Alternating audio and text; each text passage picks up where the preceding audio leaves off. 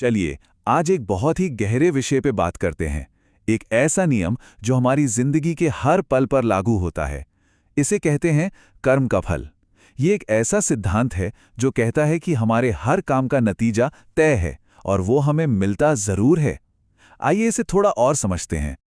और इस पूरे विचार की जो नींव है ना, वो इसी एक लाइन में छुपी है। हमारा हर एक काम, चाहे वो कितना भी छोटा हो या कितना भी बड़ा, अच्छा हो या बुरा, वो अपने पीछे एक असर छोड़ ही जाता है। एक ऐसा असर जो कभी खत्म नहीं होता। तो सवाल यह है कि ये नियम काम कैसे करता है।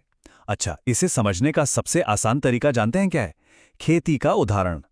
हर कर्म एक बीज बोने जैसा है जो एक ना एक दिन फल जरूर देगा। मतलब नियम बड़ा सीधा सा है, जो आज बोया जाएगा वही कल काटना पड़ेगा। दूसरे शब्दों में कहें तो हमारे आज के कर्म ही हमारे आने वाले कल का फैसला करते हैं। सोचिए, अगर बीज मीठा है तो फल भी तो मीठा ही होगा, है ना? और अगर किसी ने कड़वा बीज बो दिया है तो फिर कड़वा फल ही हाथ लगेगा। अच्छे कर्मों का नतीजा अच्छा और बुरे कर्मों का बुरा, ये तो तय है। अच्छा, यहां पर एक बहुत जरूरी सवाल उठता है जो शायद हम सबके मन में आता होगा।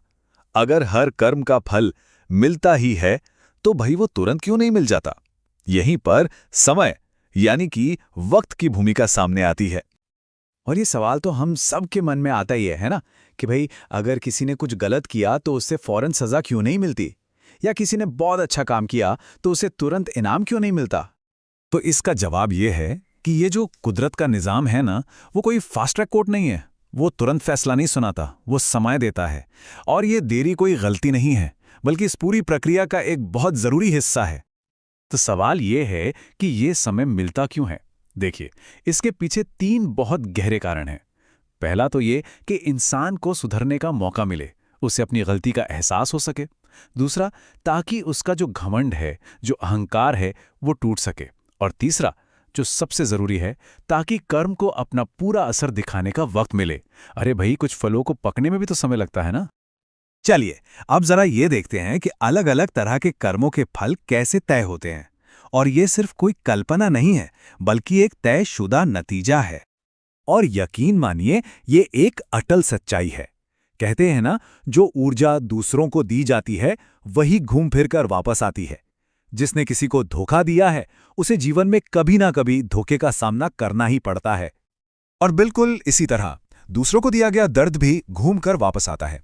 जिसने किसी के दिल को चोट पहुंचाई है, उसका दिल भी एक दिन उसी तरह के दर्द से जरूर गुजरेगा। हाँ, पर एक बात याद रखने वाली है, ये नियम सिर्फ बुरे कामों पर लागू नहीं होता, अच्छाई का भी हिसाब होता है। जिसने बिना किसी स्वार्थ के, निस्वार्थ भाव से किसी का भला किया है ना, उसकी वो अच्छाई भी लौट कर आती है और किसी ना किसी रूप में उसकी जिंदगी को बेहतर बनाती ही है।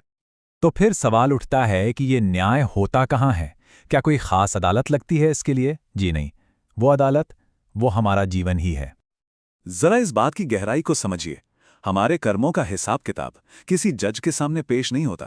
अरे वो तो हमारी जिंदगी में ही घटनाओं के रूप में, परिस्थितियों के रूप में हमारे सामने आके खड़े हो जाते हैं। तो अगर इस पूरी बातचीत का सार निकालना हो तो बस ये 3 बातें गांठ बांध लीजिए। किसी के बारे में बुरा मत सोचो, किसी के बारे में बुरा मत बोलो और किसी के साथ बुरा मत करो, क्योंकि जो भी किया जाएगा वो वापस जरूर आएगा। चलिए, अब हम इस चर्चा के आखिरी हिस्से पर आते हैं। यहां हम ये समझेंगे कि हमारे आज के काम हमारे आने वाले कल को कैसे बनाते हैं। एक बात तो पक्की है, हर कर्म का फल मिलना तय है। इसमें देर हो सकती है पर अंधेर नहीं। ये एक ऐसे पैकेज की तरह है जो हमेशा हमेशा सही पते पर पहुंचता ही है। और आखिर में शायद सबसे जरूरी बात, हम असल में वही बनते हैं जो हम बार बार करते हैं। आज हम जो भी काम कर रहे हैं, चाहे वे छोटे हों या बड़े, वही सब मिलकर कल हमारी पहचान बनने वाले हैं। तो अब सोचने वाली बात यह है कि हमारा अगला कर्म क्या होगा, क्योंकि जो भी होगा वही हमारे आने वाले कल की कहानी लिखेगा।